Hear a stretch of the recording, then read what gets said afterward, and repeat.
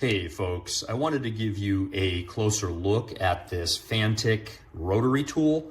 I would definitely describe this as a precision rotary tool. And if you are looking for one of these to do some very intricate work with, I think this is a pretty darn good one to take a look at. And I'll explain some of the reasoning in just a minute here. But as you can see, the entirety of the system is stored inside of this hard side aluminum case. So you've got the tool here itself as well as all of the bits stored inside of here. You basically press the button here, it releases the rotary tool itself, and it also releases the storage system for all of those included bits. Now these are all held in place magnetically, so you just pop out the bit that you need, and when you're done you can put it back in there and it's held in place magnetically. Now I do have a number of other what I would call smaller rotary tools for somewhat detailed work, but this Fanttik takes it to a new level. So just to give you an idea, here's one of the others that I have, as well as this one. These are both excellent. I've found them to be very useful, but as you can see, this Fanttik unit here kind of takes the how do I say, the refinement, if you will, to a whole new level for doing intricate and detailed work.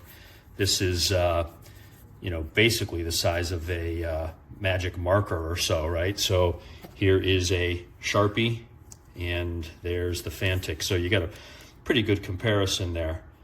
But a few things I wanted to show you here about this unit that I like. So there's nothing to get your hands snagged on or anything like that. So if you're doing precision work, this is a very easy tool to manipulate. You have a knob on the back which turns it on and off, and then you have a button here, and I want to be clear about this, and I'll show you in just a minute, that changes the power settings. So to turn it on, you basically turn it on with that knob right there.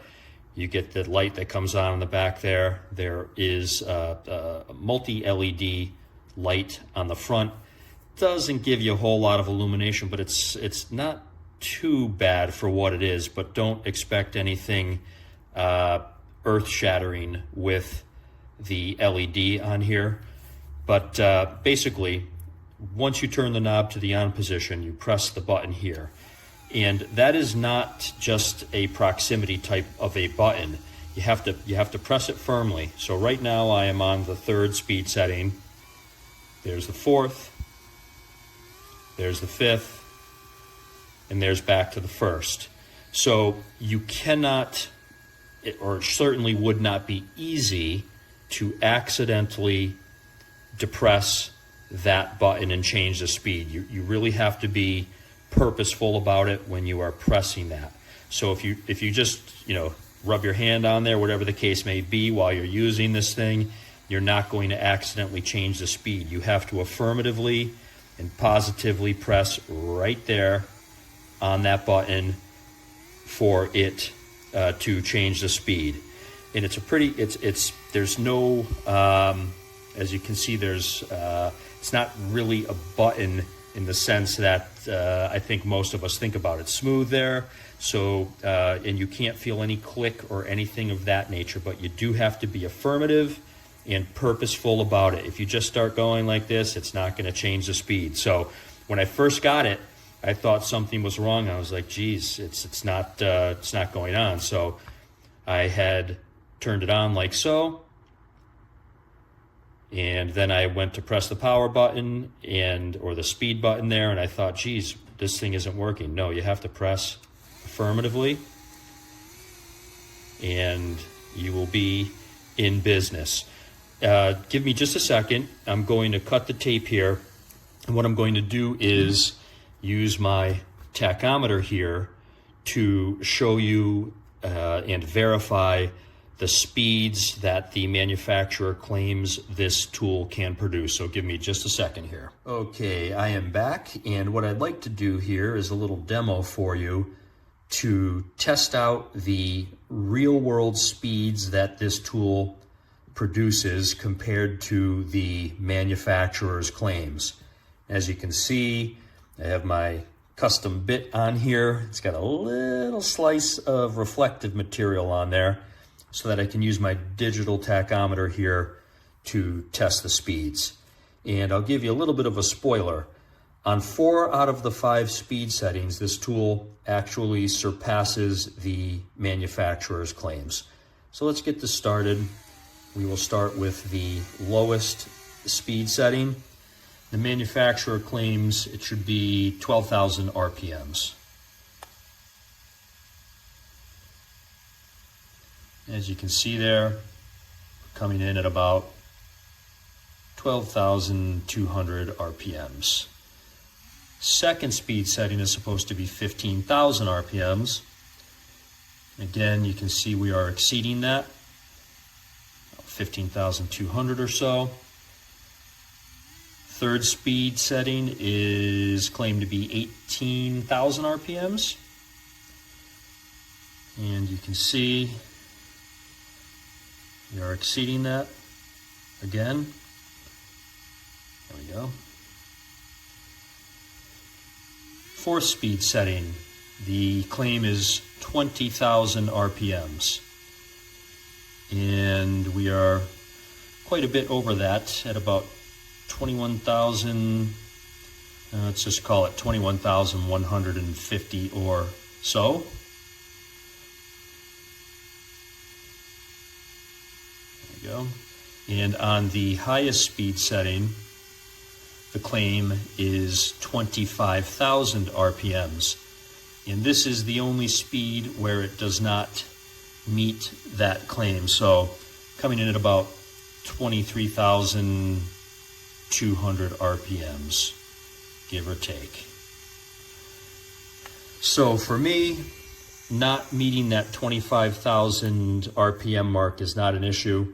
This has more than enough speed for any of the detailed work that I am doing. There's a few other things I'd like to point out here for you. First, this is an all aluminum body on this tool. It's not plastic, this is all aluminum. The tool doesn't really vibrate all that much at all, and it's not very loud either, and I think that should come through pretty well on the video here.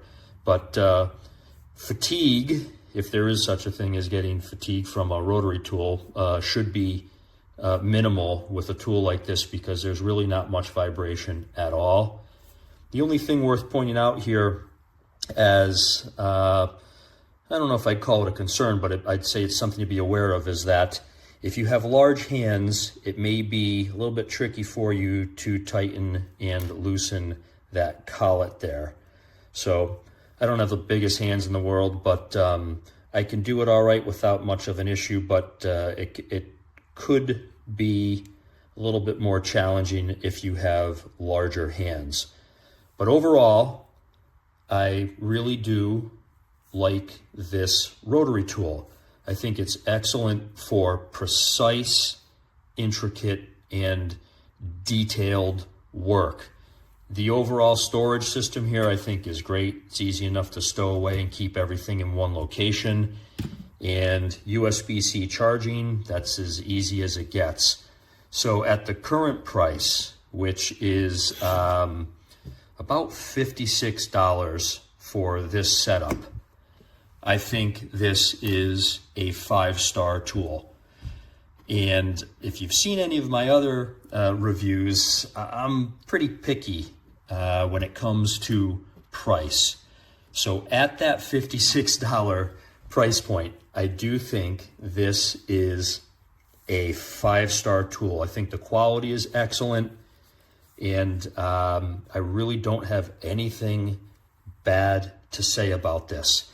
If the price goes up from that current $56 point, I would likely not rate this as a 5-star product, only because I'm so tough when it comes to prices, but current price point, 56 bucks. I think this is easily a 5-star product. I hope that helps, folks. Thank you and take care.